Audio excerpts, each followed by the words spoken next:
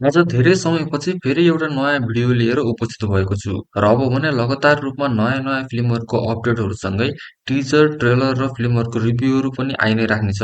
त्यसैले च्यानललाई सब्स्क्राइब गर्नुभएको छैन भने च्यानललाई सब्स्क्राइब गरी बेल आइकनमा क्लिक गर्न नबिर्सिनुहोला। आज हामी कुरा सुरु गरौँ फिल्म परिवर्तनबाट। यस फिल्मलाई विजय केरुङले निर्देशन गरेका हुन्। पोलिटिकल एक्सन ड्रामामा आधारित यस फिल्मको मुख्य भूमिकामा हामीले नायक सुशील श्रेष्ठ र नायिका अञ्जना बराइलीलाई देख्न पाउने भएका छौँ। केही महिना अघि यस फिल्मको एउटा टिजर रिलिज भएको थियो र टिजर धमाकेदार नै थियो। माघ 9 गते रिलिज हुन लागेको यस फिल्मको ट्रेलर पनि यही पुस 28 गते यानि आउँदो सोमबार रिलिज हुने भएको छ। र हेरौँ ट्रेलर कस्तो निस्किन्छ र त्यसपछि यस फिल्मको बारेमा थप कुरा गरौँला। यस्तै माघ 9 गते नै रिलिज हुन लागेको अर्को फिल्म हो बिगुल। यो पनि पोलिटिकल ड्रामामा आधारित रहेर निर्माण भएको फिल्म हो।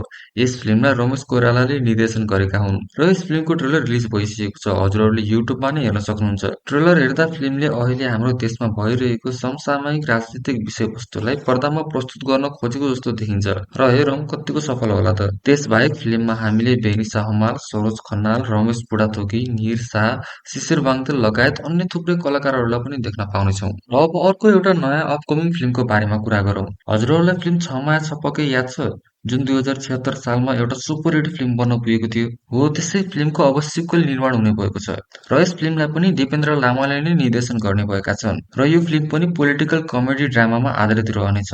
अहिले फिल्मको स्क्रिप्ट फाइनल भइसकेको छ र फिल्मको छायाङ्कन फागुन या चैतबाट सुरु हुने र आगामी दशैंको फुलपातीमा रिलिज गर्ने बुझिएको छ। साथै यता यही माघ 1 गते रिलिज हुन लागेको फिल्म मिरमिरेको बारेमा पनि थोरै कुरा गरिहालौँ। यस फिल्मको ट्रेलर रिलिज भइसकेको छ। ट्रेलरमा हामीले एउटा बुबा र छोरीको सम्बन्ध सँगसँगै लभ ट्रायंगल पनि देख्न पाएका थियौं। ट्रेलर हेर्दा त फिल्म राम्रो बनेको जस्तो लागेको छ।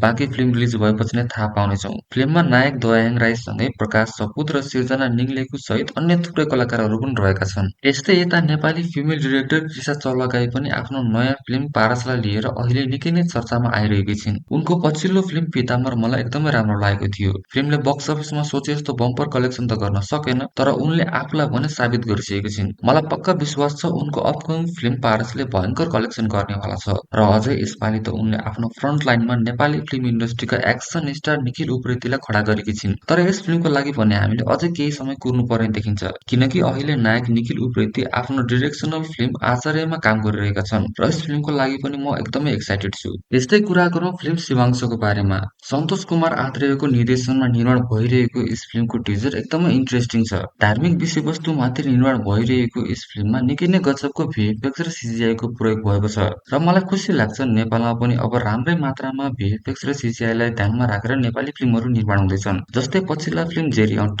र अहिले हलमा चलिरहेको फिल्म एक्लो पनि किन नहोस्। यिनीहरूमा एकदमै खतरनाक लेभलको भिएफएक्स र सिजिआई त छैन, एटलिस्ट ट्राई त गरिरहेका छन् र छ्या भन्ने हालको पनि छैन, एकदमै एक्सेप्टेबल नै छ र यतिको कामलाई हौसला त दिनैपर्छ। अझै खुसीको कुरा त के छ भने यो सबै कामहरू नेपाली आर्टिस्टहरूले नै गरिरहेका छन्, जसले गर्दा नेपालको भिएफएक्स र सिजिआई इन्डस्ट्री पनि अझै ग्रो हुन मद्दत पुग्नेछ।